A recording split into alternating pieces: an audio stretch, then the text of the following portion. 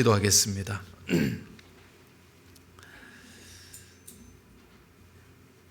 아버지 하나님, 참으로 예수님의 마음을 품고 살기를 원합니다. 예수님처럼 겸손하고, 예수님처럼 온유하고, 예수님처럼 사랑하고, 예수님처럼 용서하고, 예수님처럼 복음을 힘있게 전하는 그런 귀한 삶이 되기를 원합니다. 우리가 구원받고 주님의 자녀가 되었고 주님의 신부가 되었는데, 우리가 아버지를 본받고 남편을 본받는 것이 마땅함에도 불구하고 우리의 삶이 그렇지 못할 때가 너무나 많이 있습니다. 아버지 하나님, 날마다 저희들의 삶이 주님을 더욱더 본받는 삶이 될 수 있도록 도와주시기 원합니다. 예수님 마음을 품고 살기를 원합니다. 예수님처럼 더욱더 온유해지는 그리스도인이 되기를 원합니다. 하나님, 우리를 변화시켜 주시고 도와주시옵소서. 예수님 이름으로 기도드렸습니다. 아멘. 빌립보서 2장 5절입니다. 신약성경 빌립보서 2장 5절입니다.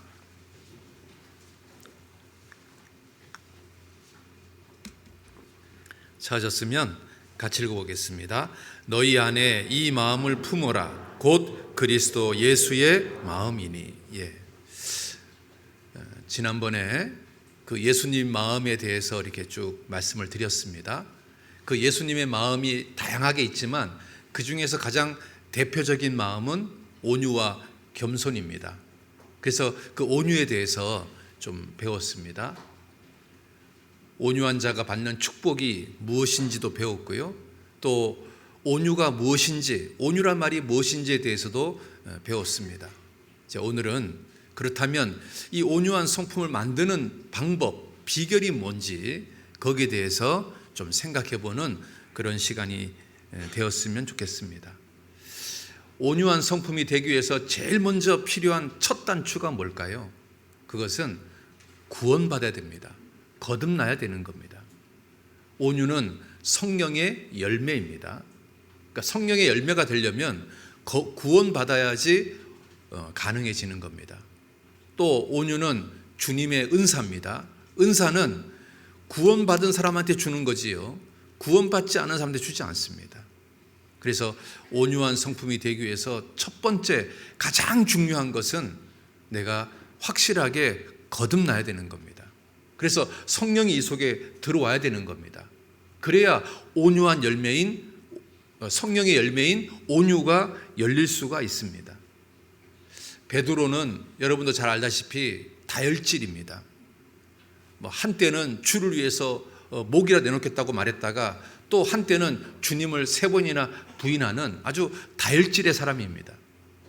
그 말고의 길을 검으로 잘라버린 사람도 베드로입니다. 그런데 베드로가 성령을 받고 나서, 오순절날 성령을 받고 나서 베드로의 삶은 점점 바뀌었습니다. 우리가 베드로 하면 다혈질의 대명사였는데 그 베드로가 정말 온유한 사람으로 바뀌어버렸습니다. 온유는 성령의 열매입니다. 여러분, 사도 요한 그러면 어떤 느낌이 듭니까? 사도 요한 그러면 사랑의 사도, 정말 온유함의 대명사가처럼 느끼지 않습니까? 그런데 그 예수님을 따라다녔던 예수님 공생의 시대 때 사도 요한의 별명이 뭔지 아세요? 우레의 아들입니다. 보아너게. 우레의 아들이 뭐냐면 너무 성질이 막 급하다, 그겁니다. 그 보아너게, 우레의 아들이었던 사도 요한이 오순절날 성령을 받고 나서 사람이 변하기 시작합니다. 그래서 요한 1서, 요한 2서, 요한 3서를 기록한 사도가 되었는데요. 그 속에 그 사도 요한의 온유함이 절절히 묻어 있지 않습니까? 보아너게, 우레의 아들이, 성질이 정말 급한 사람이 온유한 사람이 됐습니다. 바로 온유함은 성령의 열매이기 때문에 그렇습니다. 여러분, 사도 바울은 어떻습니까? 스데반 집사를 죽이는데 앞장섰던 사람이 사도 바울입니다. 사도 바울이 구원받기 전의 모습은 정말 다혈질이고 아주 급하고 정말 강렬했습니다. 그런데 예수님 만나고 거듭나고 나서 사도 바울은 점점 바뀌었습니다. 나중에 정말 온유한 사람으로 바뀌었습니다. 우리가 온유해지려면 거듭나야 되는 겁니다. 여러분, 보통계하고 진돗개는 품종이 다르지 않습니까? 진돗개는요, 자기 주인에 대해서는 정말 온순합니다. 자기 주인에 대해서는 철저하게 주인의 말에 순종합니다. 그런데 도적이 오거나 또는 주인을 위협하는 대상이 생기면 목을 내놓고 도적한테 싸웁니다. 그리고 주인을 위협하는 대상한테 싸웁니다. 그리고 주인이 어떤 명령을 내리면 그 명령을 순종하기 위해서 정말 목을 내놓고 덤벼듭니다. 여러분, 멧돼지하고 싸우는 개 중에서요, 흔치 않지만 진돗개가 멧돼지하고 싸웁니다. 그런데 여러분, 보통 그 개는 어떻습니까? 보통 개는요, 주인한테도 꼬리치지만요, 도둑놈한테도 꼬리칩니다. 그리고 멧돼지가 찾아오면요, 싸울 생각 안 합니다. 도망갑니다. 주인의 명령에 순종하지 않습니다. 주인을 지키려고 자기 목을 내놓지 않습니다. 여러분, 진돗개하고 보통 개는 너무 다릅니다. 뭔가 씨가 틀린 거 아닙니까? 뭔가 품종이 틀린 거 아닙니까? 여러분, 거듭난 사람하고 거듭나지 않은 사람은 뭔가 다른 겁니다. 여러분, 온유해지려면 제일 먼저 거듭나야 되는 겁니다. 자, 그 다음에 거듭나고 나서 온유해지는 방법은 훈련을 통해서 되는 겁니다. 여러분 있잖아요, 야생 범고래는 식인고래입니다. 아무나 막 잡아먹습니다. 그런데 이 야생 범고래가 훈련이 돼가지고 사람 말을 듣습니다. 미국에 가면 범고래 쇼가 있습니다. 그 범고래 쇼에 가면 그 야생 범고래가 조련사의 말을 듣습니다. 그래서 이 범고래가 입을 쫙 벌려도 있잖아요. 야생 그 조련사가 그 입에 머리를 갖다 대도 얘는요, 물지 않습니다. 훈련이 된 거죠. 여러분, 놀랍지 않습니까? 식인고래가, 야생 범고래가 훈련돼서 정말 완전히 새로운 범고래가 되는 것, 정말 기적이지 않습니까? 여러분, 범고래도 그렇게 바뀌는데 하물며 구원받은 사람이요, 훈련되면 바뀌지 않겠습니까? 우리가 훈련을 통해서 온유한 자가 될 수가 있습니다. 여러분, 그 대표적인 사람 중에 하나가 모세입니다. 모세는 애굽에서 40년 동안 당대 최고의 교육을 받았습니다. 왕자 교육을 받았습니다. 최고의 스승들한테 최고의 교육을 받았습니다. 그런데 40년 동안 교육받았던 모세는 온유해지지 않았습니다. 40년 동안 교육받았던 모세의 최종 결론은 뭔지 아십니까? 사람을 죽이는 살인자가 됐습니다. 온유는 세상의 교육으로 온유해지는 것이 아닙니다. 정말 애굽에서 40년 동안의 모세의 모습은 마치 야생 범고래 같은 그런 모습이었습니다. 그런데 광야에서 40년 동안 훈련받았던 모세는 완전히 새로운 사람이 됐습니다. 여러분, 성경에 모세에 대해서 뭐라고 평가하는 줄 아십니까? 모세의 온유함이 지면의 모든 사람보다 승하더라. 지면의 모든 사람보다 더 온유한 존재가 모세가 되었다. 언제 모세가 온유한 사람이 됐습니까? 바로 광야에서 40년 동안 하나님의 훈련을 받으면서 그 다혈질이었던 모세, 야생 범고래 같았던 모세가 조금씩 바뀌어졌습니다. 그래서 지면에서 가장 온유한 사람으로 바뀌어진 겁니다. 여러분, 어떻게 하면 온유한 성품이 만들어지겠습니까? 훈련을 통해서 만들어지는 겁니다. 모세는 광야에서 평생 40년 동안 한 일은 양을 돌보는 목동이었습니다. 여러분, 양을 돌보는 그 목동 생활하는 데 있어서 애굽에서 배웠던 학문, 교육, 무슨 무술 하나도 필요하지 않았습니다.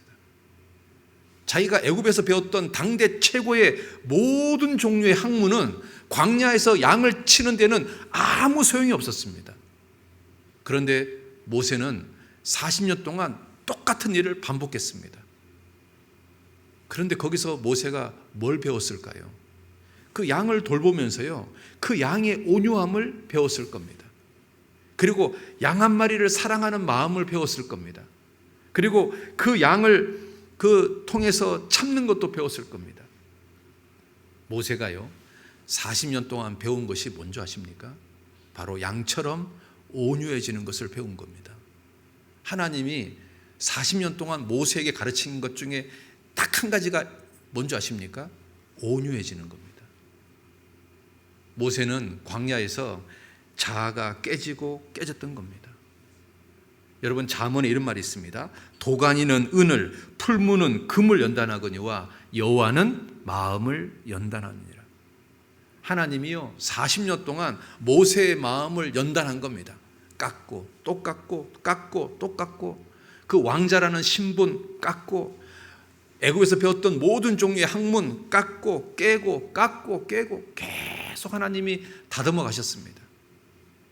이제 모세가 80이 되었을 때 하나님 보시기에 온유한 자가 된 겁니다.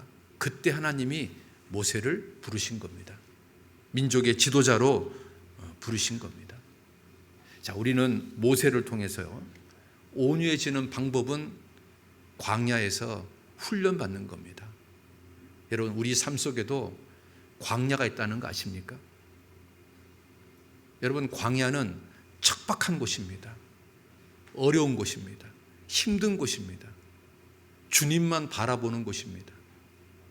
그곳에서 주님만 바라보면서 견디면서 깎이면서 조금씩 조금씩 온유한 사람으로 바뀌어가는 겁니다. 성경에 나오는 사람들은 다 광야를 통과한 사람입니다. 모세도 40년 동안 광야를 통과했고, 요셉도 13년 동안 나름이잖아요, 노예 생활, 감옥 생활이라는 것을 통해서 그 광야 생활을 지나간 겁니다. 그래서 그 광야 생활을 통과하고 나니까 하나님이 요셉을 국무총리로 세운 겁니다. 다윗도 있잖아요, 나름 광야 생활을 한 겁니다. 사울왕에게 13년 이상을 쫓겨다녔습니다.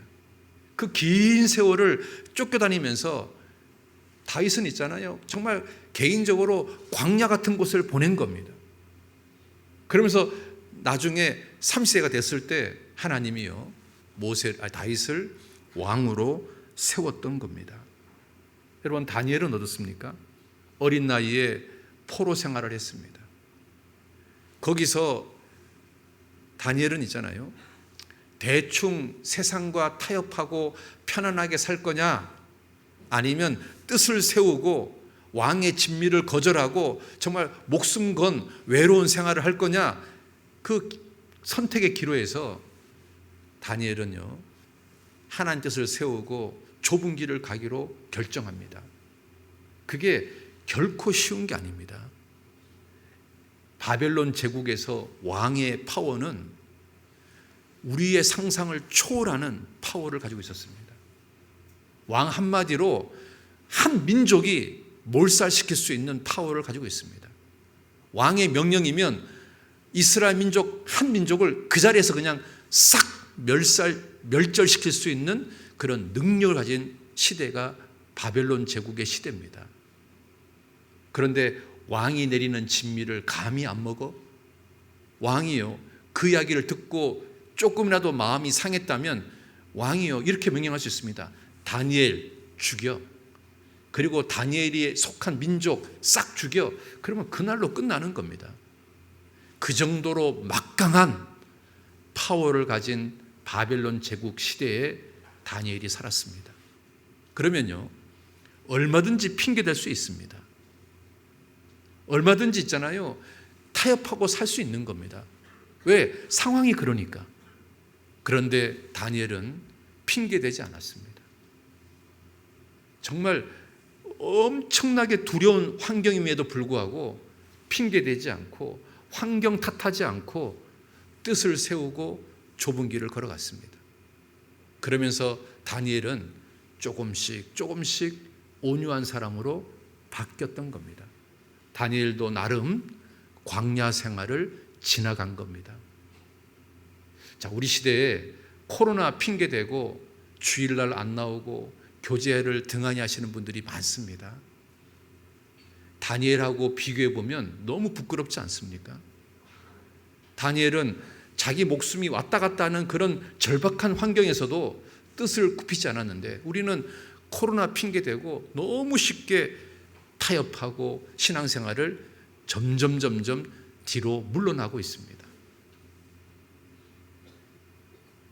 우리가요, 언제 온유해지냐면 광야를 지나가면서 온유해지는 겁니다. 하나님이 우리 삶 속에 때로는 배우자 때문에 가슴 아프게 하고, 때로는 자녀 때문에 눈물 나게 하고, 때로는 돈 문제 때문에 잠 못 자게 하고, 때로는 건강이 안 좋아서 어려움을 겪고, 때로는 이웃 사람들과 형제자매들과 갈등이 생겨서 나름 고난을 받고, 왜 하나님이 우리한테 이런 광야길을 걷게 하실까요? 왜 이렇게 다양한 광야를 자꾸 경험하게 하실까요? 하나님이 그 광야를 통해서 우리를 깎아서 온유한 사람으로 만들고 싶으신 겁니다. 여러분 있잖아요, 광야를 통과해야 온유한 사람이 되는 겁니다. 유대인들이요, 광야에서 40년 동안 살았습니다. 그 유대인들이요, 광야에서 정말 다양한 광야를 경험했습니다. 수루 광야를 지날 때는 물이 떨어졌고요, 신 광야를 지날 때는 양식이 떨어졌고요, 르비딘 광야를 지날 때는 반석에서 물이 나오는 경험을 했습니다. 유대인들은 광야 40년 동안 정말 다양한 광야를 경험한 겁니다. 여러분, 광야 생활은 우리의 신앙생활이잖아요. 하나님이 우리한테 다양한 광야를 왜 경험하게 할까요? 왜 배우자 문제 때문에 가슴 아프게 하고, 자녀 문제 때문에 눈물 나게 하고, 건강 문제 때문에, 돈 문제 때문에, 이웃 간의 갈등 때문에 잠 못 자게 만들까요? 왜 하나님 우리한테 이렇게 다양한 광야를 경험하게 할까요? 하나님이요, 우리를 낮추어서 그 예수님의 마음, 겸손과 온유를 배우게 하려고 그렇게 하시는 겁니다. 그렇지 않습니까? 우찌무라 간조가 이런 말을 했습니다. 다른 사람은 모르지만 적어도 나 한 사람에게는 지난날 있었던 모든 일은 다 있을 필요가 있어서 있었던 일입니다. 슬픔도 기쁨도 질병도 건강도 손실도 이득도 실패도 성공도 적도 동지도 죽음도 삶도 내 몸에 임한 일은 모두 다 임할 필요가 있었던 일입니다. 그중 어느 하나도 빠져서는 오늘날 내가 있을 수가 없었습니다. 하나님의 인도를 받는 나의 생애는 전부 그분의 계획대로 마련된 생애였습니다. 진실로 바울이 말한 것처럼 모든 것이 합력하여 선을 이룬다는 그 말씀처럼 그 모든 것은 나에게 유익이 되었습니다. 그러므로 뉘우칠 것 아무것도 없습니다. 슬퍼할 것 아무것도 없습니다. 누구도 원망할 필요가 없습니다. 나에게 많은 슬픔을 안겨준 사람도 나에게 필요했던 것입니다. 병색에서 지냈던 많은 시일도 나에게 필요한 시간이었습니다. 내 곁을 떠나간 제자, 나를 배반한 친구, 그들조차도 나에게 필요한 것들이었습니다. 나에게 베푸신 하나님의 은혜를 총결산하고 나는 나의 생애의 끝에 가서, 종말에 가서 말할 겁니다. 만사, 만물, 어느 것 하나도 좋지 않은 것은 없었노라고, 필요하지 않은 것은 없노라고 나는 고백할 겁니다. 우찌무라 간조가 이렇게 글을 남겼습니다. 자기가 구원받고 긴 세월을 신앙생활하고 나서 자기 인생의 끝에 와서 지나간 인생을 이렇게 돌아본 겁니다. 자기가 인생 속에서 정말 수많은 광야를 경험한 겁니다. 어떨 때는 제자가 자기를 배신하고, 어떨 때는 몸이 아파서 오랜 동안 병원에 입원해 있었고, 어떨 때는 돈 때문에 괴로웠고, 어떨 때는 여러 가지 정말 많은 일들을 경험했던 겁니다. 그런데 우찌무라 간조가 자기 인생을 이렇게 돌아보니까 그 모든 것들이 자기 삶 속에 하나도 불필요한 것이 없었다. 다 나한테 필요했던 것이다. 그 모든 것이 나를 겸손하게 만들었고 나를 온유하게 만들었다. 그렇게 고백하고 있습니다. 여러분, 그 우찌무라 간조의 그 고백이 정말 우리에게 딱 맞는 거 아닙니까? 왜 하나님 우리에게 다양한 광야를 경험하게 할까요? 왜 눈물 나게 하는 시간들을 보내게 할까요? 왜 배우자 때문에 눈물 나게 하고, 자녀 때문에 눈물 나게 하고, 돈 때문에 가슴 아파하고, 아파서 힘들어하고, 또는 누군가의 갈등 때문에 괴로워하고, 왜 하나님이 그렇게 다양한 광야를 나에게 경험하게 할까요? 그 광야의 시간들이 나를 겸손하게 만드는 겁니다. 나를 온유하게 만드는 겁니다. 여러분 있잖아요. 온유한 자가 되려면 광야를 지나야 되는 겁니다. 광야를 겪어야 되는 겁니다. 광야를 경험해야 되는 겁니다. 여러분 지금 다양한 종류의 광야를 경험하고 계십니까? 하나님이 여러분 지금 훈련시키고 있는 겁니다. 여러분을 더 낮추고 더 겸손하게 하고 더 온유하게 하려고 하나님이 지금 여러분의 삶을 지금 작업하고 계시는 겁니다. 마치 토기장이가 멋진 토기를 지금 빚고 있는 것처럼 여러분의 삶을 지금 빚고 계신 겁니다. 어떤 모습으로? 예수님을 닮은 모습으로 여러분을 지금 빚고 계신 겁니다.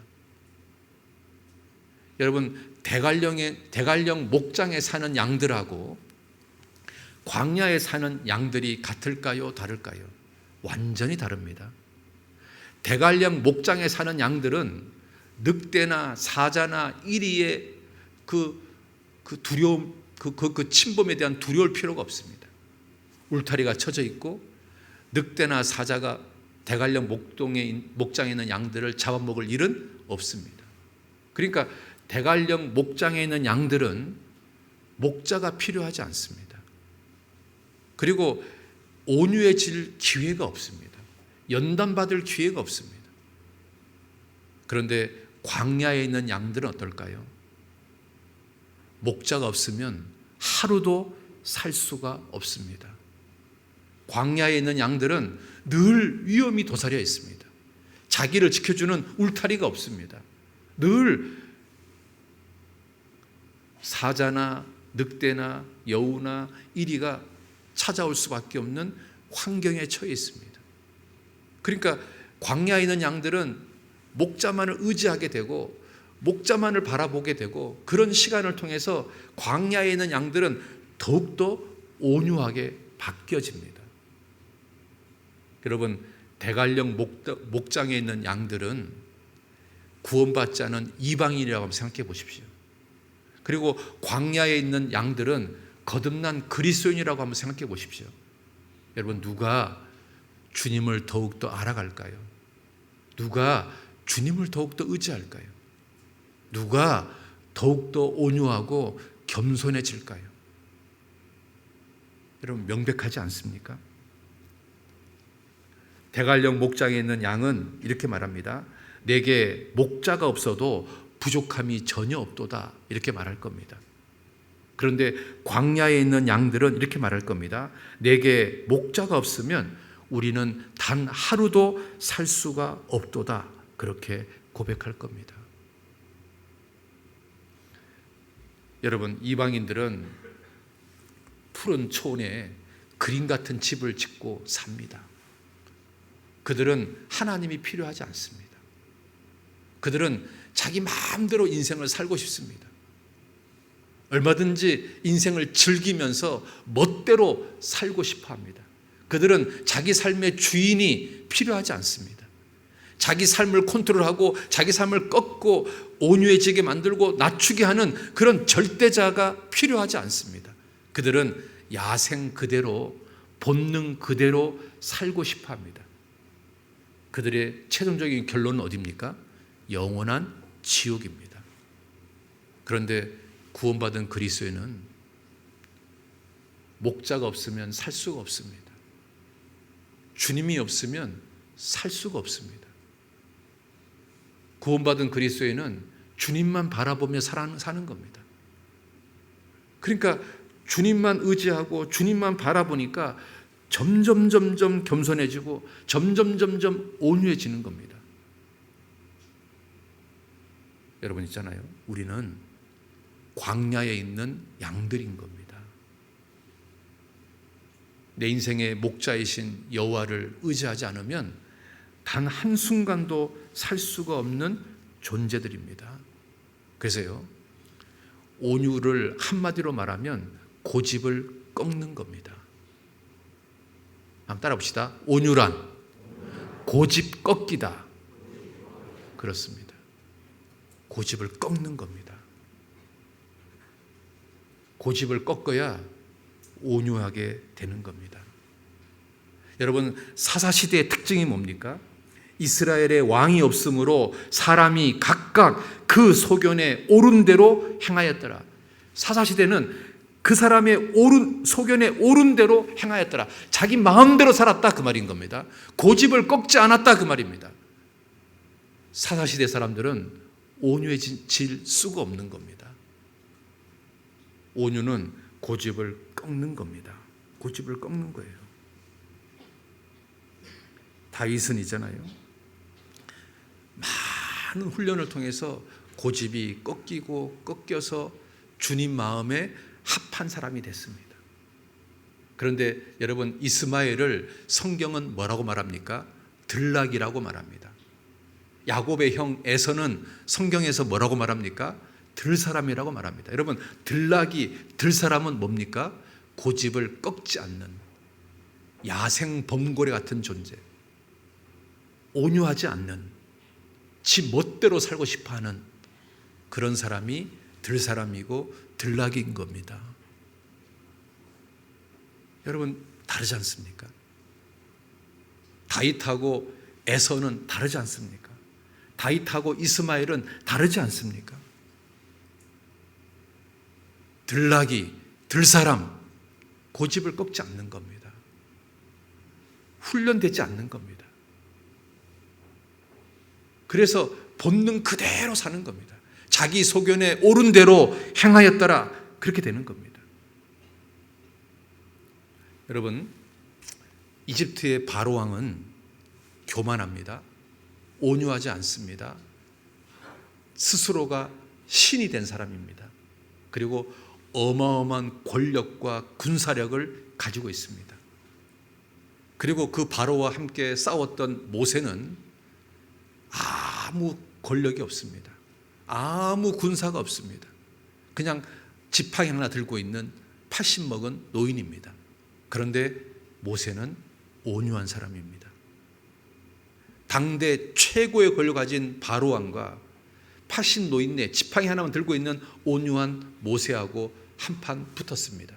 여러분, 누가 이겼습니까? 모세가 이겼습니다. 왜요? 하나님은 온유한 자와 함께 역사하거든요. 예수님은 아무것도 없습니다. 도살장에 끌려가는 어린 양처럼 잠잠하게 십자가를 지고 끌려갔습니다. 그리고 십자가에 못이 박히는데도 예수님은 가만히 있었습니다. 우주 만물을 창조하신 분입니다. 지금이라도 마음만 먹으면 자기 손에 못을 박는 로마 군사 싹 죽일 수 있습니다. 그런데 예수님은 온유함으로 참았습니다. 그런데요, 여러분 잘 알다시피 십자가에서 다 이뤘다 함으로 말미암아 전 세계를 정복해버린 겁니다. 사탄을 정복해버린 겁니다. 죄를 정복해버린 겁니다. 그렇지 않습니까? 우리가 광야에서 훈련되고 훈련돼서 고집이 꺾이고 꺾여서 온유한 사람이 된다면 우리가 하나님께 얼마나 귀하게 쓰임받는 인생이 되겠습니까? 마지막 시대 사람들은 정말 사납습니다. 정말 조급합니다. 마지막 시대 사람들은 사람을 죽이는 것이 너무 쉽습니다. 마지막 시대 사람들은 자아가 굉장히 강합니다. 자존심이 상하는 것을 용납하지 않습니다. 이 마지막 시대 사람들을 꺾이고 꺾어서 온유한 사람으로 만드는 일이 그 어느 때보다 정말 힘든 시대가 되어버렸습니다. 여러분, 포도알이요, 포도주가 되려면 포도알이 그대로 있으면 죽었다 깨어나도 포도주가 안 됩니다. 포도알이요, 짓밟히고 뭉개지고 깨지고 그래야 이게 포도주가 됩니다. 흙덩어리가요, 그대로 있으면 절대로 토기가 되지 않습니다.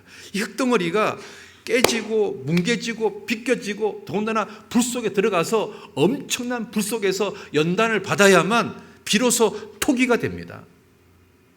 금광석이 그대로 있으면 순금이 안 됩니다. 풀물 속에 들어가 가지고 뜨거운 불 속에서 연단되고 연단되어야만 정금이 나는 겁니다. 우리 자아가 광야에서 깨지지 않는다면, 깎여지지 않는다면 우리는요, 그대로 있다면 구원만 받았지 온유한 사람은 절대 되지 않습니다. 너희 안에 이 마음을 품으라. 그리스도 예수의 마음이니. 너희는 내게 배우라. 나의 마음은 온유하고 겸손하니까 그 온유와 겸손을 내게 배우라. 예수님 우리한테 배우라고 명령하고 있습니다. 그런데 내가 광야에서 깨지고 꺾이고 깎여지지 않으면 우리는 예수님처럼 온유함하고는 정말 거리가 먼 사람이 됩니다. 구원은 받았을지 모르지만, 천국에 갈지는 모르지만 주님하고는, 주님 모습하고는 전혀 다른, 주님의 모습을 조금이라도 닮아야 되는데 전혀 다른 사람이 될 겁니다. 나는 죽고 예수로 살아야 되는데 내 자아가 강하니까, 깨지기 싫어하니까, 깎이기 싫어하니까 나는 그대로 있습니다. 다른 형제자매들은 조금씩 예수님을 닮아가는데 구원받고 5년이 지나고 10년이 지나고 20년이 지나면 뭔가 그 사람 모습에서 예수님 모습이 조금이라도 보이는데 나는 그대로입니다. 들사람처럼, 들나귀처럼, 야생 범고래처럼 그대로입니다. 야생 그대로인 거예요. 깎이지가 않아요. 바뀌지가 않아요.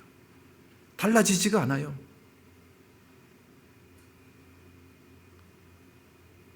조금만 자존심을 건들면 뚜껑이 확 열려버리고, 조금만 감정이 상하면 확 막 온갖 혈기를 다 부리고, 여전히 들사람이고 들나귀인 거예요. 왜 안 바뀔까요? 왜 달라지지 않을까요? 광야에서 깨지기가 싫은 거예요. 깎이는 게 싫은 거예요. 구원받은 연수만 자랑하고, 그러면 있잖아요, 그대로 있는 거예요. 그대로 달라지지 않는 거예요. 여러분, 야곱 하면 어떤 생각이 듭니까? 야곱은 있잖아요, 신령한 축복에 대한 욕심이 굉장히 많은 사람이에요. 오죽하면요, 태어날 때도 형의 뒷다리를 잡고 나왔겠습니까? 얼마나 그 장자의 축복을 갈망했으면 팥죽을 끓여서 형하고 거래를 했겠습니까? 야곱은 신령한 축복에 대한 욕심, 갈망하는 마음이 굉장히 높았던 사람이에요. 그런데 또 한편으로 야곱의 단점이 뭐냐면 자아가 굉장히 강했어요. 자기 생각, 자기 꾀, 자기 방법이 굉장히 강했어요. 그러니까 하나님이요, 이 야곱이 신령한 축복을 갈망하는 이 좋은 점을 살리고 싶고 이걸 통해서 귀하게 쓰고 싶은데 걸리는 게 있어요. 뭐가 걸리냐면 자아가 너무 강해요. 온유하지 못해요. 겸손하지 못한 거예요. 그러니까 하나님께서요, 야곱보다 더 꾀가 많은 사람, 야곱보다 더 강한 외삼촌 밑에서 20년 동안 광야 생활을 경험하게 하는 거예요. 거기서 깎이니까 드디어 하나님이 야곱을 이스라엘로 바꿔주셨잖아요. 야곱이 인생을 다 살고 나서 노년 시절에 뭐라고 고백합니까? 나는 참으로 험악한 세월을 살았다. 왜 야곱이요? 험악한 세월을 살았을까요? 왜 이삭하고는 다른 인생을 살았을까요? 야곱은요, 너무 자아가 강하고 너무 자기 생각이 강하고 자기 깨가 강하니까 이게 깨지는데 너무 많은 시간이 걸렸던 거예요. 반대로 이삭은 그게 좀 작았어요. 그러니까 하나님께 연단받는 시간이 짧았던 거예요. 우리가 있잖아요, 자아가 강하고 자기 생각이 강하고 자기 꾀가 강하고 자기 수단과 방법이 강하면 그만큼 더 험한 세월을 보내야 되는 거예요. 더 깎이는 시간이 많아지는 거예요. 그럼 결국은 있잖아요, 자기 손해인 거예요. 더 긴 시간을 허비해야 되는 거니까. 여러분 있잖아요, 야곱처럼 되지 않았으면 좋겠어요. 자기 생각을 깨고 자기 수단을 깨고 자기 방법을 깨고 정말 주님 앞에 더 낮아지고 더 온유해져서 정말 주님께 쓰임받는 인생이 되었으면 좋겠어요. 여러분, 복음성가 중에 광야를 지나며라는 제목의 복음성가가 있습니다. 그 가사가 이렇게 되어 있습니다. 왜 나를 깊은 어둠 속에 홀로 두시는지, 어두운 밤은 왜 그리 길었는지, 나를 고독하게 나를 낮아지게 세상 어디도 기댈 곳이 없게 하셨네. 광야에 서 있네. 주님만 내 도움이 되시고 주님만 내 빛이 되시는, 주님만 내 친구 되시는 광야, 주님 손 놓고는 단 하루도 살 수 없는 곳 광야에 서 있네. 내 자아가 산산이 깨지고 높아지려 했던 내 꿈도 주님 앞에 내려놓고 오직 주님 뜻만 이루어지기를, 나를 통해 주님만 드러나기를 광야를 지나며 광야에 서 있네. 우리가 있잖아요, 하나님이 나를 광야를 지나가게 할 겁니다. 나를 광야에 서 있게 할 겁니다. 그 광야에서 우리가 깎이면서 더욱더 겸손해지고 더욱더 온유해지는 시간이 필요한 겁니다. 그래야 온유한 성품이 만들어집니다. 그리고요, 온유한 성품이 만들어지려면 또 참아야 됩니다. 온유는 인내하는 사람에게만 생기는 겁니다. 왜 모세에게요, 온유함이 지면의 모든 사람보다 승하다는 평가를 왜 받은 줄 아십니까? 이 모세가요, 자기 아내가 죽고 나서 구스 여자를 아내로 삼았습니다. 그랬더니 미리암과 아론이 그걸 가지고 비방을 하는 겁니다. 아니, 왜 유대인 여자 중에서 아내를 삼지 해필이면 구스 여자를 아내로 삼냐? 그것도 민족의 지도자가 해필이면 왜 구스 여자냐? 그런데 있잖아요, 여러분, 이거 착각해야 될 게, 착하지 말아야 될 게, 모세가 이방인하고 결혼했다는 말이 아닙니다. 지금 광야길을 걸어가고 있다는 이야기는 다 구원받은 사람인 거예요. 그러니까 구원받은 사람 중에 유대인 말고 이방인도 있었던 겁니다. 그 구원받은 사람 중에 비록 유대인이 아닌 이방인 구스 여자를 아내로 취한 거예요. 그러니까 이방인하고 결혼한 게 아닌 겁니다. 그러면 미리암과 아론이요, 거기에 대해서 비난할 이유가 없는 거예요, 엄밀히 따지면. 그런데 미리암과 아론이요, 교만했던 거죠. 그걸 건수 잡아가지고 모세를 확 깎아내리고 그 모세의 위치에 자기들이 서 있고 싶었던 거죠. 그래서 건수를 잡은 거죠. 야, 기회다. 모세를 끌어내릴 기회다. 그래서 이제 모세를 비방한 겁니다. 그런데 모세가요, 그 비방에 참았습니다. 그리고 미리암이 문둥병 걸리니까 오히려 그 미리암을 위해서 기도했습니다. 그런 사건을 통해서 하나님이 모세를 이렇게 말하는 겁니다. 온유함이 지면의 모든 사람보다 승하다. 자, 우리 민수기 한번 봅시다. 민수기 12장.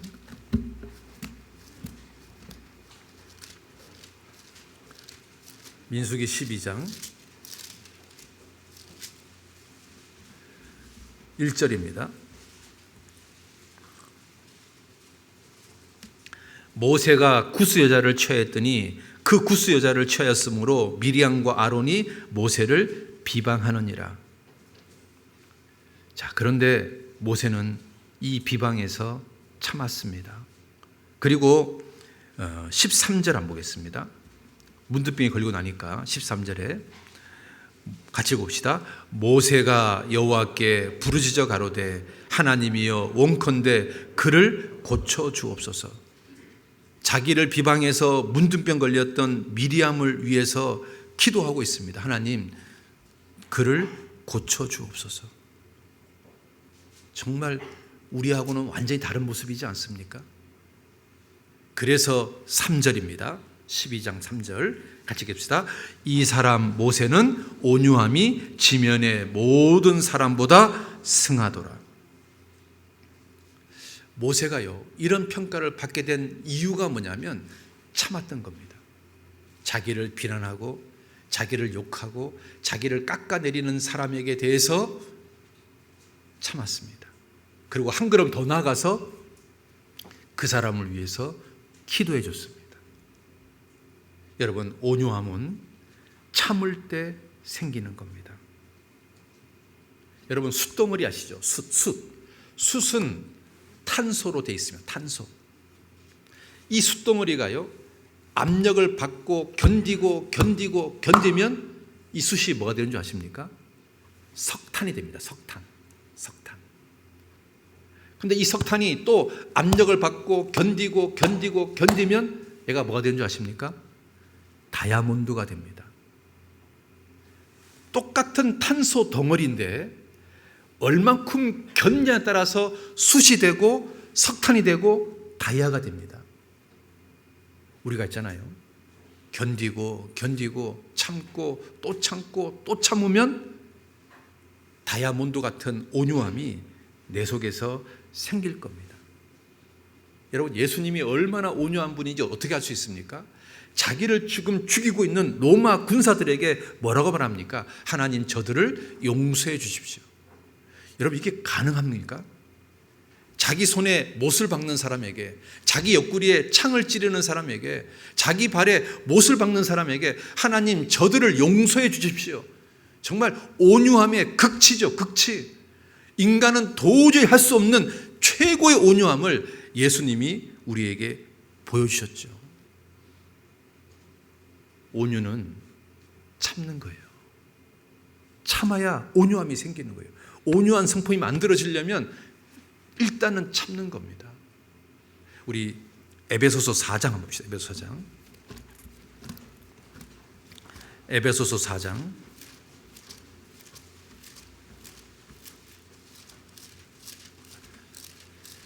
에베소서 4장 2절입니다. 같이 읽어봅시다. 모든 겸손과 온유로 하고 오래 참음으로 사랑 가운데서 서로 용납하고 평안에 매는 줄로 성령이 하나 되게 계신 것을 힘써 지키라. 모든 겸손과 온유로 하고 오래 참음으로 사랑 가운데 서로 용납하고 오래 참고 용납해주고 참고 용납해주고 그러는 과정 속에서 온유함이 생기는 겁니다. 점점 온유함이 생기는 겁니다. 디도서 3장 봅시다. 디도서 3장 2절입니다. 같이 봅시다. 아무도 회방하지 말며 다투지 말며 관용하며 범사의 온유함을 모든 사람에게 나타낼 것을 기억하게 하라. 범사에 온유해라. 범사에 온유해라. 모든 경우에도 온유해라. 그러면 모든 경우에도 온유하려면 여러분 있잖아요, 참아야 되지 않습니까? 그래서 여러분 한번 다짐했으면 좋겠습니다. 내가 욕을 들어도, 비방의 말을 들어도, 판단의 말을 들어도 내가 공격하지 않기로 다짐을 해보는 겁니다. 참아보기로 다짐을 하는 겁니다. 형제들아, 피차에 비방하지 말라.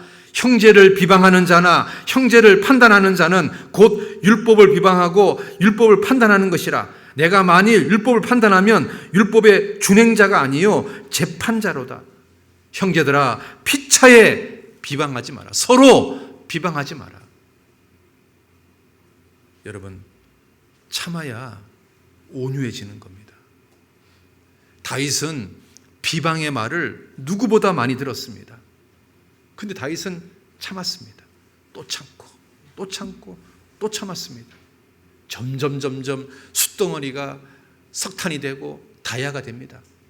다윗의 마음속에 빛나는 그 다이아, 온유함과 겸손이 탁 만들어졌습니다. 하나님은 그 다윗 속에 있는 그 다이아몬드, 그 온유한 다이아몬드, 겸손한 다이아몬드를 보셨던 겁니다. 그래서 다윗을 뭐라고 평가했냐면 너는 내 마음에 합한 사람이다. 왜요? 주님 마음이 온유하고 겸손한데 주님 마음하고 닮았다 그 말입니다. 주님 마음하고 비슷하다 그 말입니다. 내 마음하고 합했다, 내 마음하고 같다 그 말입니다. 여러분 마음은 주님 마음하고 비슷합니까? 여러분 마음은 주님 마음하고 닮았습니까? 여러분 마음속에는 그 다윗처럼 온유한 다이아몬드, 겸손한 다이아몬드가 이 속에 박혀 있습니까? 여러분은 주님이 평가할 때 너는 내 마음과 합한 자라는 평가를 들을 수 있겠습니까? 여러분 참으면 그렇게 됩니다. 여러분 시편에 다윗이요 비방하는 말을 얼마나 많이 들은지 아십니까? 시편 31편에도 내가 무리의 비방을 들으며 42편에도 내 대적이 나를 비방하고 74편에도 우매한 자가 종일 비방하고 79편에도 우리 이웃에게 비방거리가 되고 다윗이요 내가 비방의 말을 들었다는 말을 시편에 얼마나 많이 기록하고 있는 줄 아십니까? 그런데 다윗은 그 모든 종류의 비방에 대해서 참는 겁니다. 그게요 참다 보니까 숫덩어리가 석탄이 되고 다이아가 되는 겁니다. 온유한 성품이 만들어지는 겁니다. 사도 바울도 얼마나 많은 비방을 들었습니까? 사도 바울이 뭐라고 말합니까? 만물의 찌꺼기 같은 여김을 받았다. 만물에서 가장 찌꺼기 같은 존재의 취급을 받았다. 그런데 사도 바울은 참는 겁니다. 여러분 내가요 썸씽이다, 내가 뭔가 대단한 존재라고 생각한 사람은 절대 못 참습니다.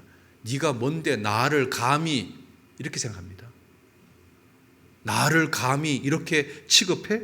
나를 뭘로 하는 거야? 감히 나한테 이렇게 대접해? 그런 생각이 왜 올라올까요? 자기가 뭔가 대단한 존재라고 생각하니까 그런 생각을 하는 겁니다. 감히 나를 이렇게 취급해? 그런데 있잖아요, 내가 나싱이라고 생각하면, 내가 아무것도 아닌 존재라고 생각하면 참아지는 겁니다. 내가 뭔가 썸씽이라고, 내가 뭔가 대단한 존재라고 생각하는 게 교만이지 않습니까?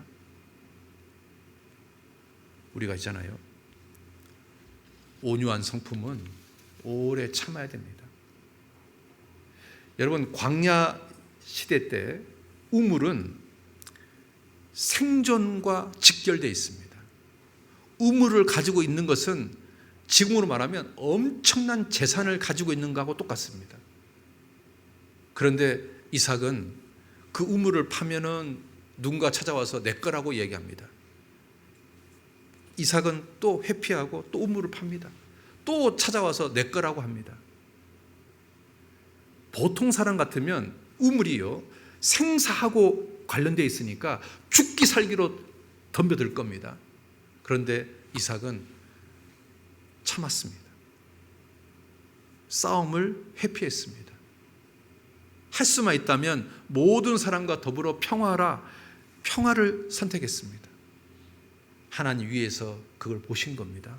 그러니까 이삭은요, 우물을 팠다 하면은 우물이 나오게끔 하는 거예요. 그러니까 하나님이요, 이삭을 쫓아다니면서 축복을 하는 겁니다.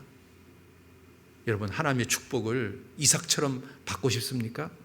그러면 이삭처럼 참는 겁니다. 또 참는 겁니다. 또 참는 겁니다. 우리 보통 봄에 산불이 많이 난다 그러잖아요. 봄에 산불이 왜 많이 나냐면 비가 내리지 않으니까 이 나무와 풀이요, 바싹 말라버려 있어요. 그래서 조금만 불이 탁 붙어도 확 붙어요. 그런데 비가 내리잖아요. 비가 자주 오면 누가 있잖아요, 성냥불 갖다가 산에다 던져도 불이 안 붙어요. 왜냐하면 비가 내려가지고 나무와 잎사귀가 촉촉하게 젖어 있으니까 그 성냥불이요, 불이 나지 않게 만들어요. 말씀이 은혜잖아요. 말씀이 비잖아요. 우리가 은혜의 비가 내 마음에 촉촉히 내려지잖아요. 내 마음에 이 비가 내려져 있으면 누가 있잖아요, 열받게 해도 이게 불이 안 붙어요. 참아진다니까요. 근데 내 마음에 은혜가 없어요. 내 마음이 마치 봄처럼요, 바싹 말라져 있어요. 그럼 누가요, 조금만 열받게 해도요, 이게 불이 확 붙는다니까요. 뚜껑이 확 열려버린다니까요. 감히 네가 나를, 이렇게 되는 겁니다. 그러니까 있잖아요, 우리가요, 이 마음에 은혜의 비가 촉촉하게 내려져 있을 수 있도록 있잖아요, 계속 말씀 가운데, 교제 가운데, 기도 가운데 있어야 되는 거예요. 그래야 이 마음에 은혜의 비가 촉촉하게 묻어져 있어야 설령 누가 열받게 해도 이게 뚜껑이 안 열려지는 거예요. 그렇지 않습니까? 말씀을 가까이 하지 않고, 교제를 가까이 하지 않고, 기도를 가까이 하지 않으면 조금만 어떤 상처되는 말이 있으면요, 막 그게 있잖아요, 막 큰 상처가 돼요. 그게 있잖아요, 마음에 불이 확 붙어요. 그래서 막 불처럼 막 또 끌어올라요. 그래서 눈에는 눈, 이에는 이 하고 한판 붙는 거예요. 그러면 하나님의 의가 이루어질 수가 없어요. 하나님 역사가 이루어질 수가 없어요. 하나님의 축복이 이루어질 수가 없는 거예요. 온유한 성품을 만들려면 참는 거예요. 벤저민 프랭클린이 이런 말을 했습니다. 인내할 수 있는 사람은 그가 바라는 것을 무엇이든지 이룩할 수 있다. 인내할 수 있는 사람은 그가 바라는 것을 무엇이든지 이룩할 수 있다. 벤자민 프랭클린이 자기 인생을 살아보니까 어떤 사람이 나름의 분야에서 성공하는가 보니까 인내하는 사람들이더라, 그 말입니다. 여러분, 성경도 그렇게 되어 있습니다. 너희에게 인내가 필요함은 너희가 하나님 뜻을 행한 후에 약속을 받기 위함이라. 약속을 받고 싶다면 인내하는 겁니다. 히브리서 13장 한번 찾아봅시다. 히브리서 10장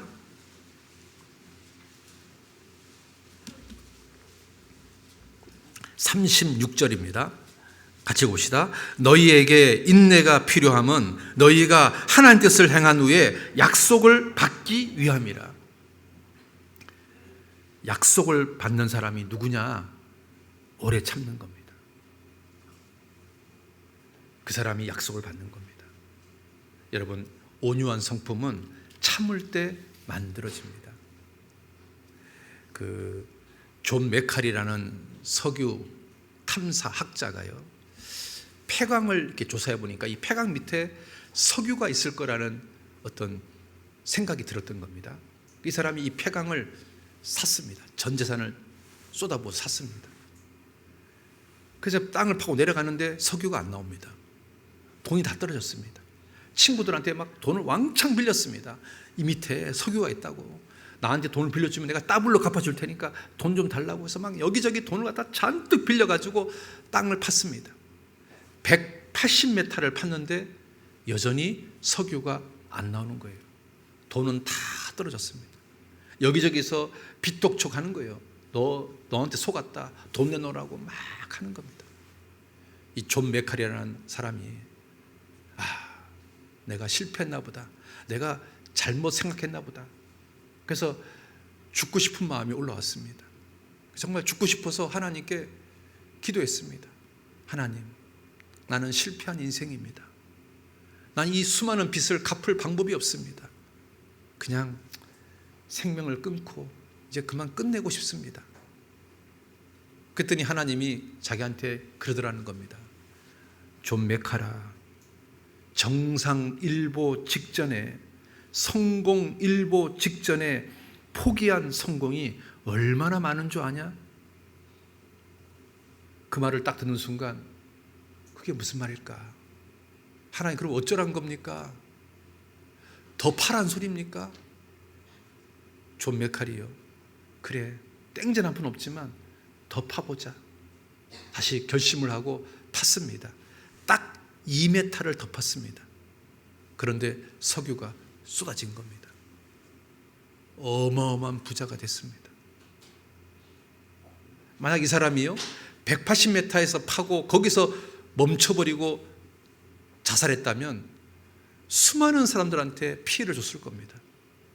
그런데 2m를 딱 더 팠는데 거기서 원유가 쏟아졌습니다. 우리가 조금 더 참고, 조금 더 인내하고, 조금 더 포기하지 않으면 그때 있잖아요, 온유한 성품이 딱 만들어지는 겁니다. 그 찰스 코어만 여사가요, 이 애벌레가 누에꾸치에서 이렇게 나오려고 막 애를 쓰는 장면을 봤답니다. 그런데 얘가요 3일 동안 나오려고 애를 쓰는데 못 나오더래요. 자기가 그걸 3일 동안 지켜보는데 그 애벌레가 너무 안 됐더래요. 그 자기가요 얘를 도와주고 싶어가지고 가위를 가지고 그 밑에 나오는 구멍을 조금 찢어줬대요. 좀 나오기 좋게. 그랬더니 얘가 쑥 나오더래요. 근데 문제는 날개가 빈약해가지고 날지를 못하다가 곧 죽어버리더래요. 자기는 이 애벌레를 도와주려고 누에꽃이 그 나오는 구멍을 조금 잘라줬는데 오히려 얘 생명을 망치는 일을 하게 된 거죠. 이때 이 찰스 코어만 여사가 아주 깊은 깨달음을 얻었다는 겁니다. 얘가 지금 나오려고 발부둥치는 이 시간은 결코 헛된 시간이 아니구나. 얘한테는 꼭 필요한 시간이구나. 날개를 만드는 시간이구나. 튼튼한 날개를 만드는 시간이구나. 그걸 깨달았던 겁니다. 그리고 나서 이 사람의 인생이 확 바뀌었답니다. 뭔가 일이 진척이 되지 않고, 뭔가 일이 잘 풀리지 않고, 뭔가 계속해서 어려운 일이 될 때 이게 낭비하는 시간이 아니구나. 믿음의 날개를 만드는 시간이구나. 그래서 날 수 있는 존재를 하기 위해서 하나님께서 지금 나를 이렇게 어렵게 만들고 있는 거구나. 그렇다면 참아야 되겠다. 이 참는 것이 헛된 시간이 아니니까. 여러분, 다윗이요 사울 왕에게 13년 이상 쫓겨다녔습니다. 어떻게 보면 이거 낭비하는 시간처럼 보이지 않습니까? 빨리 그냥 사울 왕 폐위시키고 다윗 왕 세우면 될 텐데 왜 이렇게 하나님은 13년 이상을 이렇게 시간을 낭비할까? 그렇지 않습니다. 낭비하는 시간이 아닙니다. 하나님은 다윗에게 믿음의 날개를 만들어 주려고 지금 훈련시키고 있는 겁니다. 모세 40세 나이에 바로 그냥 모세를 통해서 끈집어내지 왜 굳이 광야에서 40년 동안 훈련시켜가지고 80대 노인네를 쓰려고 그럴까? 왜 하나님은 그 긴 40년을 낭비하는 것일까? 낭비하는 게 아닙니다. 하나님은 온유한 사람을 만들기 위해서, 믿음의 날개를 만들기 위해서 지금 훈련시키고 있는 겁니다. 아브라함이 자녀가 태어나지 않은 시간이 25년입니다. 25년 동안 아브라함은 자녀가 태어나지 않아서 굉장히 마음 졸이고 살았습니다. 그 25년이 아브라함에게 시간을 낭비하는 게 아닙니다. 믿음의 사람을 만들기 위한, 믿음의 날개가 만들기 위한 그런 하나님의 은혜의 시간이었던 겁니다. 우리가 있잖아요, 뭔가 참아야 될 일이 생깁니다. 뭔가 뜻대로 안 되는 일이 생깁니다. 뭔가 막 하나님이 모든 사방을 꽉 막아놓은 것처럼 꼼짝달싹 못하게 하는 시간을 만드시는 겁니다. 왜 하나님이 나한테 이런 시간을 허락할까요? 내 인생을 왜 낭비하게 만들까요? 이런 거 다 풀어주면 빨리빨리 주를 위해서 뭔가 살 것 같은데 왜 이 귀한 시간을 왜 이렇게 낭비하게 만드는 것일까요? 이 젊은 청춘을 주를 위해 살고 싶은데 왜 이렇게 나를 꼼짝달싹 못하게 지금 나를 막아놓는 것일까요? 왜 하나님 내 인생을 이렇게 낭비하는 것일까요? 낭비하는 게 아닙니다. 하나님이 더 귀하게 쓰시려고 믿음의 날개를 지금 만들고 계신 겁니다. 결코 헛된 시간이 아닙니다. 결코 낭비하는 시간이 아닙니다. 왜 내 남편이 이렇게 구원이 잘 안 될까요? 다른 사람들은 쉽게 구원받는데 왜 나는 이렇게 더딜까요? 왜 나는 이렇게 하나님 좀 빨리빨리 해주시면 우리 남편 구원시키면 내가 주를 위해 더 열심히 살 텐데, 더 귀하게 인생을 살 텐데 왜 하나님 나를 이렇게 낭비하시는 겁니까? 낭비하는 게 아닙니다. 그 시간을 통해서 내 믿음의 날개를 지금 만들고 있는 겁니다. 더 귀하게 쓰려고, 하나님이 더 귀하게 쓰려고.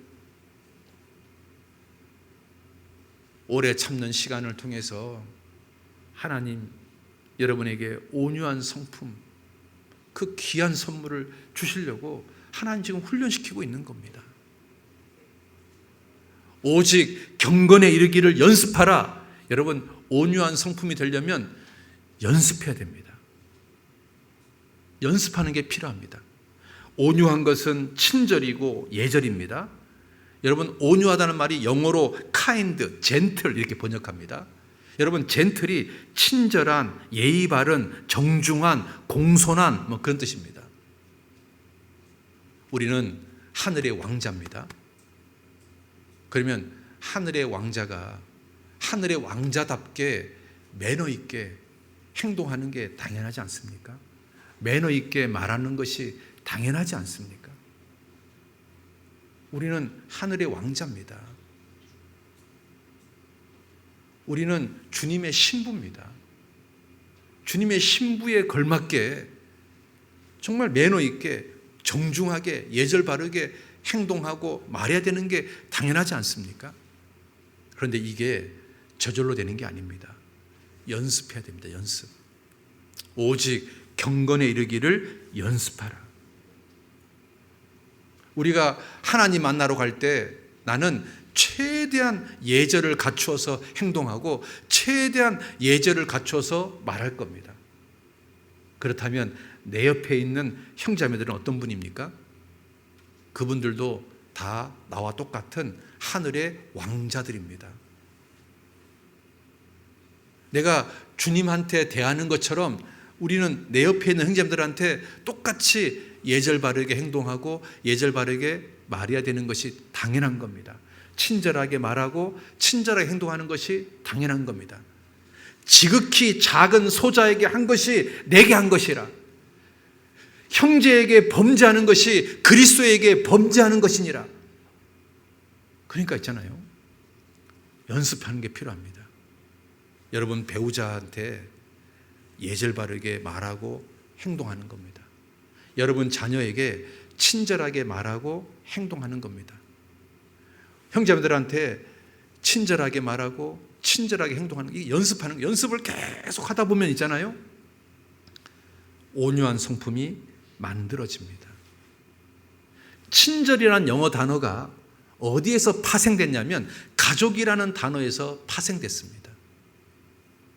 그러니까 무슨 말이냐면 너 가족들한테는 친절하지 않냐, 가족들한테 대하는 것처럼 형제자매들한테 대해라, 그 말인 겁니다. 그런데 가족들한테도 친절하지 않으면 형제자매들한테 더욱더 친절하지가 어렵겠죠. 온유해지는 것은 연습하는 겁니다. 연습.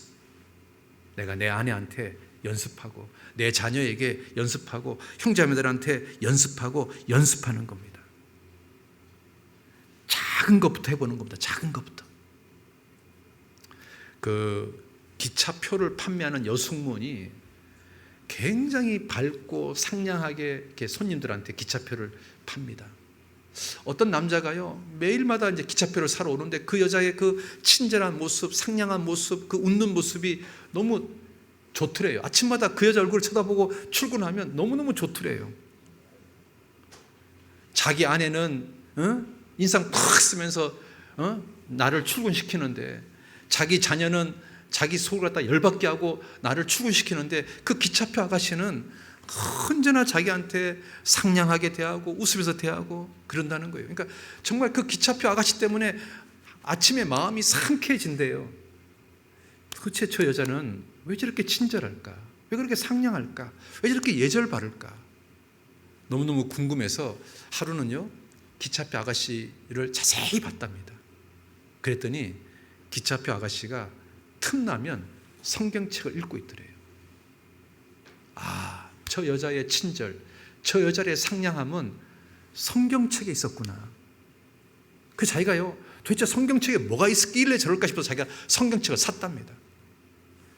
읽어보면서 이제 점점 이 사람이 주님에 대한 사랑을 알게 되고 교회에 갔다는 뭐 그런 전설 같은 이야기가 있습니다. 여러분, 우리가 누군가에게 친절하게 예절 바르게 대한다면 전도할 수 있는 계기가 되지 않을까요? 우리가 온유함은 연습해 보는 겁니다. 어떤 그리스도인이 설교 시간에 이제 온유함에 대해서 배우고 나서 집에 가서 기도를 했답니다. 하나님, 저도 정말 온유한 사람이 되고 싶은데, 정말 연습하고 싶은데, 실천하고 싶은데 뭐 어떻게 하는 게 좋을까요? 막 기도하는 중에 갑자기 생각이 하나 떠올랐답니다. 자기네가 우유를 2개 시킨답니다. 매일. 그런데 하루는 그 우유 배달하는 데다가 전화를 해가지고 우유를 3병 달라고 부탁했습니다. 근데 이제 우유가 3병이 이제 올 거 아니에요? 근데 그 우유통 넣는 통 앞에다가 뭐라고 써놨냐면, 우유 2개는 우리 집 거고 1개는 배달하는 당신 겁니다. 당신이 고마워서 감사해서 제 마음을 표하는 겁니다. 이렇게 써놨답니다. 이 우유를 배달하는 이 청년이요, 자기가 지금 수십 군데를, 수백 군데를 배달하는데 이런 사람을 처음 본 거예요. 너무 마음에 감동이 돼가지고 이 우유를 먹을 수가 없더래요. 눈물만 나더래요. 그래서 자기가 생각했대요. 도대체 이 집안에 있는 사람은 도대체 어떤 사람이길래 나한테 이런 친절을 베풀까? 그래서 이제 다시 이제 그 집에 우유 배달하러 딱 갔다가 그 집 대문을 이렇게 쳐다보는데 교패가 붙어 있더래요. 교패가. 대한예수교 침례회 군산교회.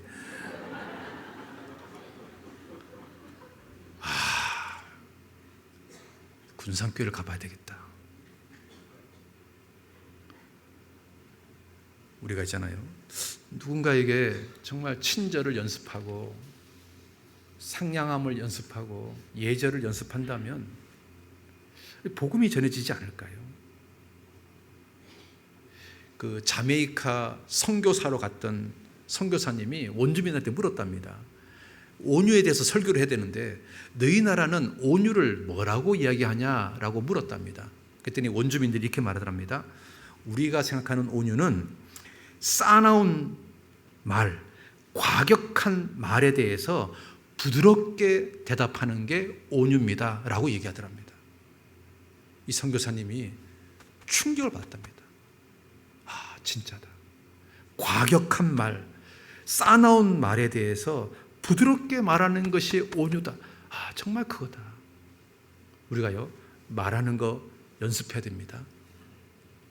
우리 잠언 15장 다시 한번 봅시다. 잠언 15장. 잠언 15장 4절입니다.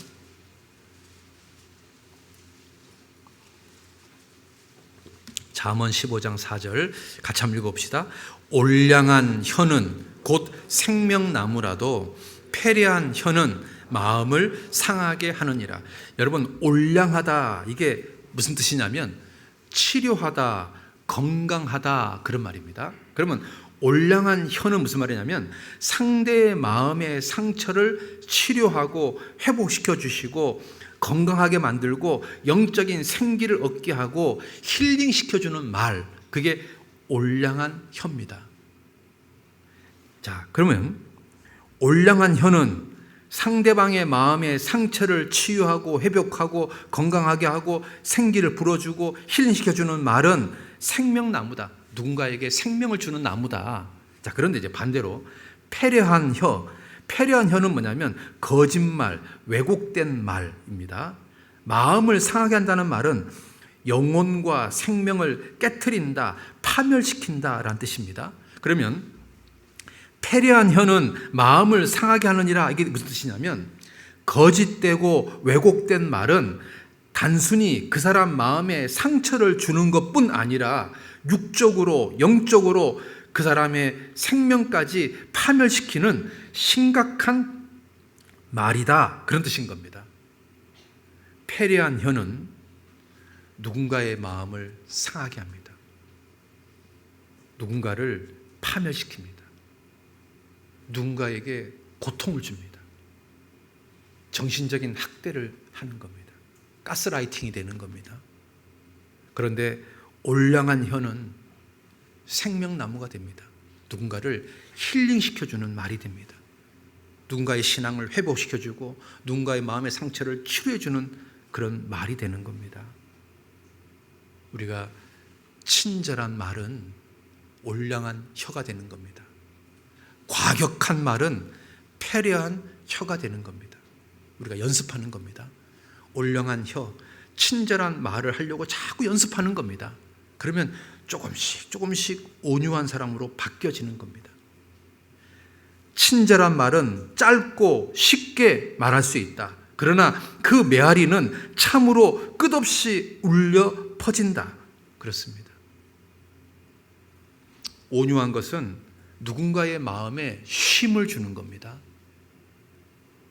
우리가 친절한 말을 하면 누군가의 마음에 쉼을 줄 수 있습니다. 우리 빌립보서 4장 봅시다. 빌립보서 4장. 빌립보서 4장 5절입니다.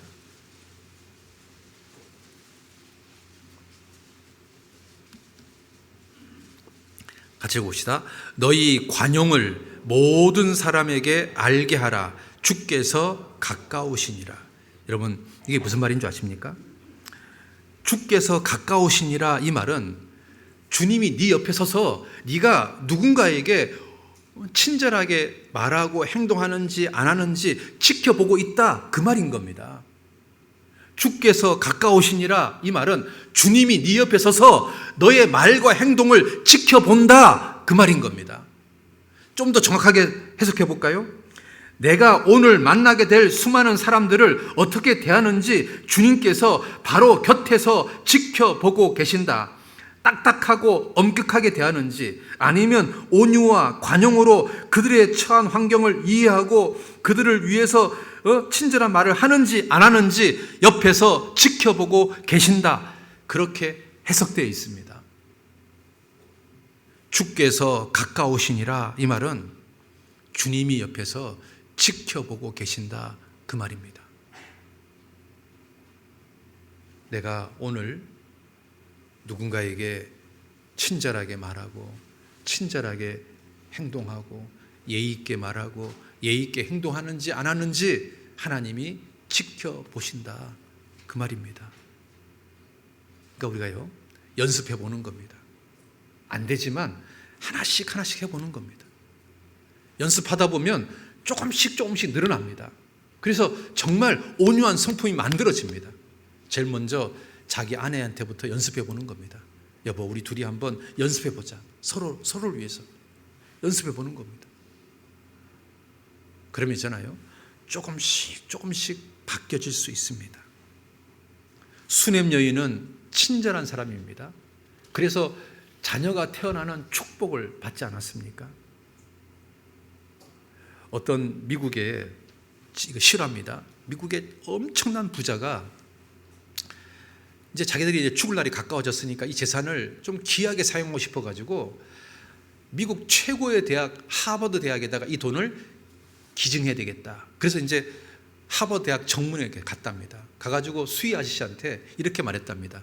내가 총장을 만나러 왔어. 그랬더니 수의가요, 이 노부부가 행색이 좀 초라해 보이니까 이 사람이 잡상인인 줄 알고 우리 총장님 바빠서 안 돼요. 가요! 하고 쫓아내버렸답니다. 이 노부부가요, 마음의 상처를 받았답니다. 그래서 내가 하버드 대학만큼 좋은 대학을 만들어야 되겠다. 그래가지고 자기 돈을 다 쏟아부어서 만든 대학이 뭔지 아십니까? 미국의 스탠포드 대학입니다. 여러분, 아이비리그 대학에 들어가는 대학입니다. 하버드 대학만큼 정말 명문 대학입니다. 나중에 하버드 총장이 그걸 알았습니다. 여러분, 그 수위 잘랐을까 안 잘랐을까요? 상상에 맡기겠습니다. 만약에 그 하버드 대학의 수위가 그 노 부부한테 친절하게 대했다면, 온유하게 대했다면, 스탠포드 대학을 세울 정도의 돈이니까 어마어마한 돈이 하버드 대학에 기증되지 않았겠습니까? 그런데 그 엄청난 기회가 날아가 버렸습니다. 친절은 친절을 낳습니다. 내가 누군가에게 친절하면 그 누군가도 나한테 친절하게 대합니다. 내가 누군가에게 과격하게 대하면 그 누군가도 나한테 과격하게 대할 겁니다. 이게 실화인데요. 시골에 작은 호텔 지배인이 있었습니다. 그날 비가 쭉 내리는데 어떤 노부부가 빈 방을 찾으러 왔습니다. 근데 그날따라 호텔에 방이 하나도 없습니다. 근데 이 노부부가 비를 맞은 모습이 너무 안 돼가지고 이대로 방이 없습니다 하고 쫓아내면 왠지 사람들이 병 걸릴 것 같아가지고 호텔 지배인이 빈 방은 없지만 제가 잠자는 방이 하나 있는데 굉장히 누추합니다. 괜찮겠습니까? 그랬더니 노부부가 괜찮다고. 그래서 자기 방에 재웠습니다. 그리고 그 노부부가 다시 고향으로 갔습니다. 2년 뒤에 편지 한 장이 날라왔습니다. 어마어마하게 큰 호텔을 지었는데 네가 총 지배인이 되라고.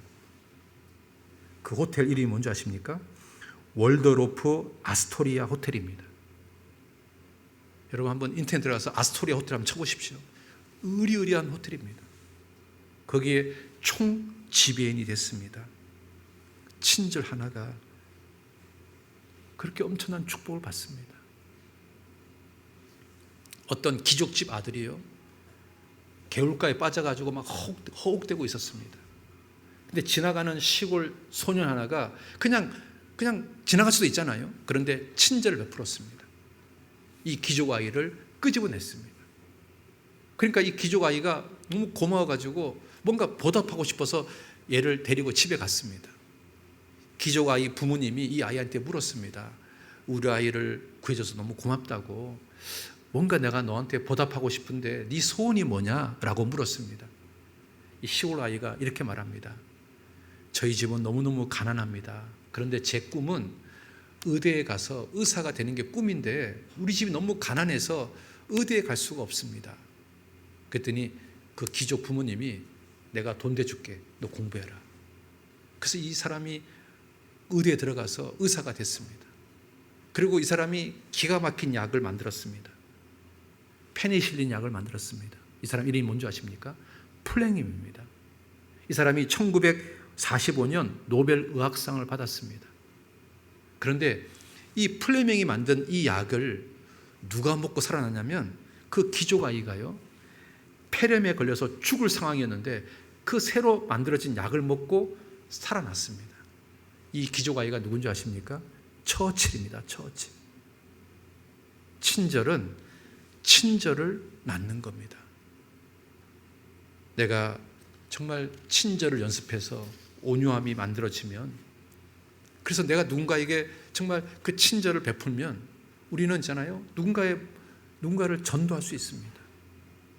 주님의 향기를 나타낼 수가 있습니다. 그리고 온유한 성품을 만들기 위해서 정말 필요한 것은 기도와 말씀입니다. 온유한 성품을 사모하는 사람에게 하나님은 온유함을 줍니다. 너희는 더욱 큰 은사를 사모하라. 사모하는 게 원하는 거지 않습니까? 원하고 바라고 기도하면 하나님이 여러분한테 온유한 성품을 줄 겁니다. 하나님, 난 정말 온유한 성품 갖기를 원합니다.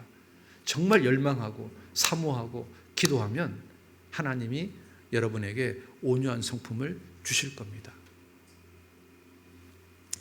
어떤 화가가 10년 동안 개구리만 그렸답니다. 그런데 이 화가 얼굴이요, 개구리처럼 바뀌었답니다. 우리 있잖아요, 주님만 계속 바라보고 산다면 우리가 주님을 닮지 않을까요? 말씀이 주님이시니까 성경을 계속 바라본다면, 말씀을 정말 가까이 한다면 우리가 온유한 자가 되지 않을까요? 거듭난 그리스도인이 언제부터 마음에 미움이 사라지고 복수심이 사라지고 원망이 사라지고 얼굴에 도끼가 빠지고 말이 부드러워지고 얼굴이 평안해진 이유가 뭔지 아십니까? 말씀과 기도, 경건의 생활을 시작하면서 바뀌었답니다. 온유한 성품은 말씀과 기도로 만들어지는 겁니다. 미국 서부 사회에서요, 야생마를 잡잖아요. 이 야생마를 길들이려면 어떻게 하냐면 이렇게 한답니다. 야생마 옆에 당나귀를 묶어서 딱 묶어놓고 풀어준답니다. 그러면 말은 빨리 달리고 당나귀는 천천히 가잖아요. 그러니까 서로 안 맞아요. 그러니까 참 막 발버둥 치다가 나중에는요, 이 말이 당나귀와 함께 다시 집으로 온답니다. 여러분 있잖아요, 말 옆에 당나귀가 붙어 있으면 말이요, 온순해집니다. 이 당나귀가 말씀과 기도라고 생각해 보십시오. 내가 야생마처럼 내 성품이 거칠다 할지라도 내가 말씀과 기도가 계속 나와 함께 한다면 내가요, 온순해질 거라고 생각합니다. 그래서 자기 성품 속에서 온유하지 않은 것이 무엇인지를 냉철하게 살펴보고 기도했으면 좋겠습니다. 내가 어떤 부분이 온유하지 않은가? 어떤 부분이 고집을 꺾지 않는가? 어떤 부분이 친절하지 못한가? 어떤 부분이 딱딱한가? 어떤 부분이 내가 거친가? 내가 어떤 말을 거치게 잘하는가? 자기 자신을 한번 이렇게 냉철하게 돌아보고 그 중에 몇 가지를 기도 제목을 만들어서 한번 기도해 보시기 바랍니다. 그러면 하나님이요, 하나씩 하나씩 고쳐줄 거라고 생각합니다. 그리고 성경을 늘 가까이 했으면 좋겠습니다. 우리가 말씀을 들으면 정말 우리 삶이 바뀝니다. 모세가 광야에서 온유해졌습니다. 광야를 히브리 말로 하면 미드바르입니다. 그리고 말씀하셨다가 다바르입니다. 무슨 말이냐면 미드바르 할 때 미자가 뭐뭐로 붙어입니다. 그리고 다바르는 말씀하셨다는 말입니다. 그러니까 광야라는 글자와 하나님 말씀했다는 말이 똑같은 말입니다. 우리 민수기 있잖아요. 우리는 민수기라고 말하지만 유대인들은 뭐라고 말하냐면 미드바르, 광야에서 하나님이 말씀하셨다. 그게 민수기 제목입니다. 광야에서 하나님 음성을 듣는 겁니다. 내 삶 속에서 광야를 만드는 겁니다. 세상과 단절되고 세상과 차단되고 주님만 만나는, 주님께만 기도하는 그런 광야를 내 삶 속에서 만드는 겁니다. 그래서 정말 그 골방에서 기도하고 성경을 읽고 그런 시간이 나를 점점 온유하게 만들어 갈 겁니다. 자, 오늘 온유한 성품을 만드는 그 방법, 비결에 대해서 이야기해 드렸습니다. 거듭나야 됩니다. 광야에서 훈련 받아야 됩니다. 고집이 꺾여야 됩니다. 그리고 인내하는 겁니다. 그리고 하나씩 연습하는 겁니다. 그리고 말씀과 기도를 통해서 온유한 성품이 만들어지는 겁니다.